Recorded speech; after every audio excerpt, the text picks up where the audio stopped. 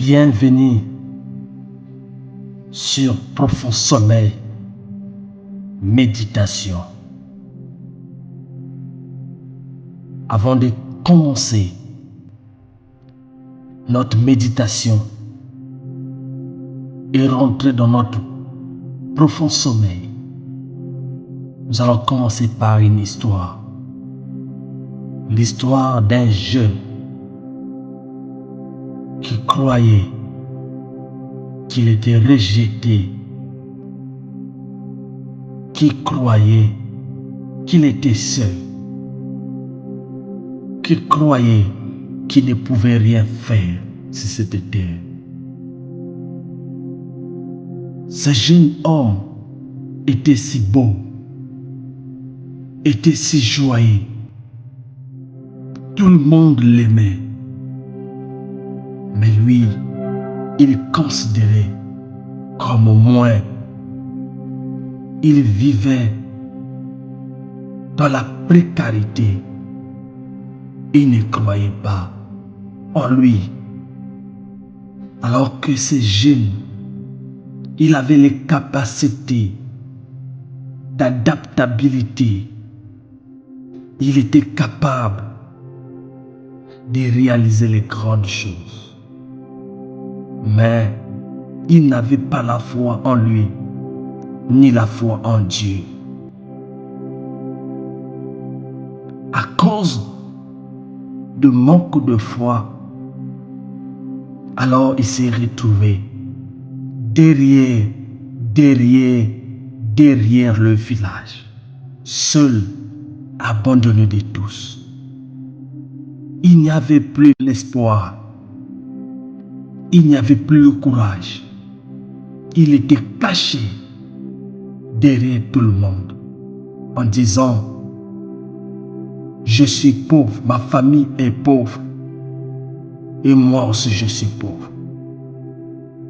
Mais il était capable à faire une chose. Il pouvait adapter les choses qui ne pouvaient pas être adaptées. Mais il était derrière le village à cause de sa perception. Ces jeunes étaient négligés de tous. Il attendait que la mort. Un jour, il a pris l'initiative de faire fabriquer ses pains, ses propres pains. Alors quand il a commencé, l'ennemi est venu ravager. Les riches sont venus auprès de lui parce qu'ils avaient l'information qu'il avait commencé à faire ses propres pains, non pour vendre, mais pour qu'il se nourrisse. Les riches sont venus. Les envahisseurs sont venus. Ils ont tout pris. Et il a fui encore plus loin du village. Il s'est retrouvé encore seul. Dans l'angoisse, dans toutes les choses, il n'y avait personne qui pouvait jeter les yeux sur lui. Découragé, plus d'espoir, pas de foi. Mais un jour, il a encore repris la même chose. Et ce jour-là, là où il vivait, plus loin du village, c'est par là que le roi faisait la chasse sur. Et personne ne pouvait aller là-bas, à part le roi, parce que c'était un endroit mystique. Mais c'est là où se trouvait le jeune. Alors que le roi est arrivé auprès du jeune, avec tout étonnement, il ne croyait pas qu'un jeune homme pauvre, qui n'était ni sage ni intelligent, pouvait se retrouver dans l'endroit où était compliqué, où les esprits faisaient rage. Alors, Le roi fixa le jeune homme. Et le roi a vu quelque chose dans ce jeune homme. Le roi a vu la grandeur. Le roi a vu ce que les hommes, les envahisseurs ne voyaient pas dans ce jeune homme. Et le roi l'appela vaillant héros. Ce jeune dit, non, tu ne peux jamais m'appeler vaillant héros, car je suis pauvre, je ne peux rien donner. Le roi dit, non, ce que moi je vois, c'est pas ce que tu vois. Je vis en toi les capacités de changer les choses. Je vis en toi le pouvoir de délivrer les familles. Je vis en toi la puissance de dominer. Et le jeune a commencé à dire chez le roi, non le roi, tu as mal vu. Essaie encore de me revoir. Tu verras qu'en moi, il n'y a que la pauvreté. Tu verras que je suis sorti d'une famille pauvre. Tu verras que mon père, ma mère a vécu dans la vie de la pauvreté. Et moi, je continue cette même vie. Le roi alors prit la parole avec colère. Il dit, jeune homme, ne dis pas ça, car toi tu es un vaillant héros. Il déclara ensuite, à partir d'aujourd'hui, je te mets au-dessus de cet village de là où tu sors. Et c'est toi qui vas délivrer ton peuple. Émouvant, craintif qu'il était, il dit non, le choix que tu as fait n'est pas le vrai choix.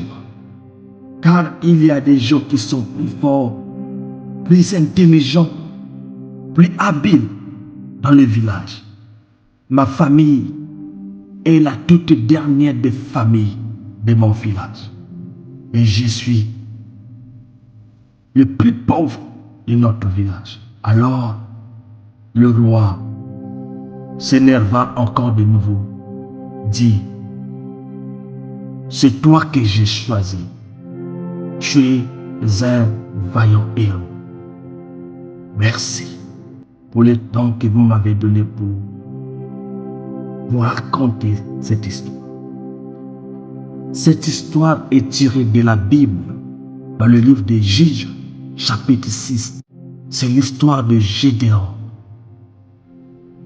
Gédéon qui était un homme qui était capable de tout. Il pouvait adapter des choses que l'on ne peut jamais adapter. Il y a des fois, nous nous voyons inutiles. Il y a des fois, nous nous voyons moins. Il y a des fois, notre perception de nous-mêmes nous tue. Mais tu es celui que Dieu choisit maintenant pour faire de grandes choses dans ce monde. Alors, imagine Gédéon comme toi aujourd'hui. Peux-tu croire à la parole de Dieu?